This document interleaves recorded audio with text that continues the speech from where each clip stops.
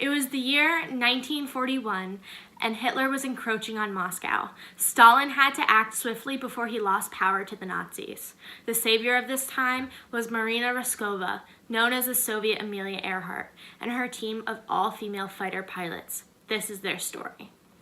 I'd like to introduce to you Nadezhda Nepova, one of the night witches under Raskova's rule. Can you tell me about how you were introduced into the field of aviation and how you got into the name the Night Witches? I wish not to take all the credit. There were over 2,000 applicants that were frustrated with the system just as I was. Women were sick of playing supportive roles in the war and wanted to be in the fight. They mainly were students between the ages of 17 and 26, and there were 3 aviation units that were about 400 women, and so there were about 1,200 official female fighter pilots under Raskova's command. We were called night witches by the Germans for our planes that made whooshing sounds, like a plane, and we were women who flew them in the night.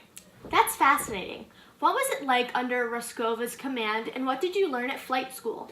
We were trained at the Angle School of Aviation, where we had to quickly learn what male pilots did in several years in just a few months. We all had to know how to pilot a plane, how to navigate, and how to maintain the plane, as well as the groundwork to prepare the planes for flight. We flew wood and canvas Polikarpov U-2 biplanes, which were used for training and not for missions. Wow, that seems very challenging. I know you were handed down male uniforms and had to stuff the 2 large shoes, often with mattress foam. Did you ever feel suppressed by your male counterparts? Of course. No man thought we were capable of what we did. Some men outwardly vented their frustrations about being sent a bunch of girlies instead of soldiers. We proved them wrong in the end, but not before suffering harassment and intimidation from the men we went to fight alongside. And tell me about those flights you were involved in. I know your first mission was held on June 28, 1942, which sent the Night Witches to the Nazi headquarters as they were encroaching on Russia. And you guys successfully striked. Can you tell me about what a typical night flying missions was about? Of course. Typically, we traveled back and forth between 8 and 18 missions a night. Unfortunately, our biplanes could only carry 2 bombs under the wings at once. In total, we dropped over 23,000 tons of bombs on Germany throughout the war. We completed 24,000 missions, and each pilot completed an individual 800 missions themselves. Wow, that is just fascinating. What were the tools that you used to travel and combat in your planes? Why did you travel by night? We actually did not have access to the tools that men had, such as lights and parachutes. Because we were a new force and were women, we did not get much funding from the government. We had to rely on flares to track our targets, and we only had rulers, compasses, maps, flashlights, and pencils at our disposal. Fortunately, our biplanes flew low enough to not show up on the German radar, and we never had access to radios. Unfortunately, because the planes flew so low, we were limited to the darkness of night. We had to be awfully careful because the Germans would try to retaliate with tracer bullets, which would incinerate the wood and canvas biplanes upon impact due to the pyrotechnic technology that the Nazis used. With all of this training and going through these missions, how did you focus on yourself? What kept you going in the face of constant death and war? I could not stand the thought of all these women flying missions and not being able to be involved myself. It gave me so much anxiety that the government tried to send me away to a recreation facility to calm my nerves, but I ran away to rejoin my unit. It was a terrifying experience, but someone needed to step in to help fight this war, and my girls and I needed to be on the front lines despite the hardships we faced. Even though we saw many deaths, including Raskova's, we knew the fight needed to go on. Even once we passed, we were honored. Raskova had the first state funeral of World War II and was buried in the Kremlin.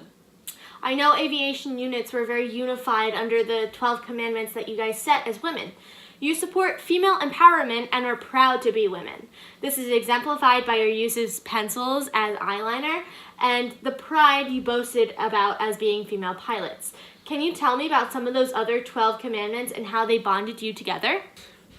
We were in fact bonded by our femininity. We were the first females to fly airplanes, and we did it without the technological help of all the men. We were so influential for the Soviets that we were the most crucial aspect of winning World War II.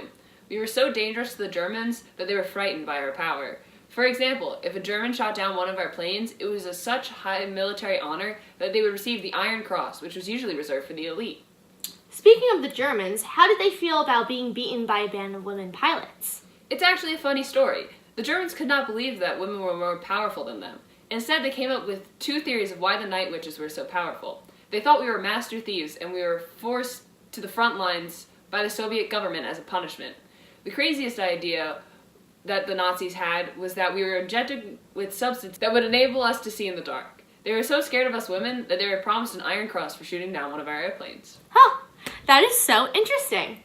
I would like to know how you feel about not participating in the Moscow Day Parade following the Soviets' win of the war. Stalin made it seem like the planes were too slow for the parade, but we all actually suspect that the male population would be embarrassed that we played such an important role in winning the war. Well, thank you, Nadezhda. We are honored by your service, and thank you for your participation in the war. Is there anything you wish to say to the viewers one last time? I would just like to thank my fellow women and encourage all little girls out there to do whatever their hearts desire. I would also like to thank Stalin for allowing the Night Witches to form under the 588th Night Bomber Regiment in the 4th Air Army. Thank you. The final mission of the Night Witches flew was on May 4th, 1945, where the Night Witches flew 60 kilometers to Berlin. Germany then surrendered 3 days following the attack.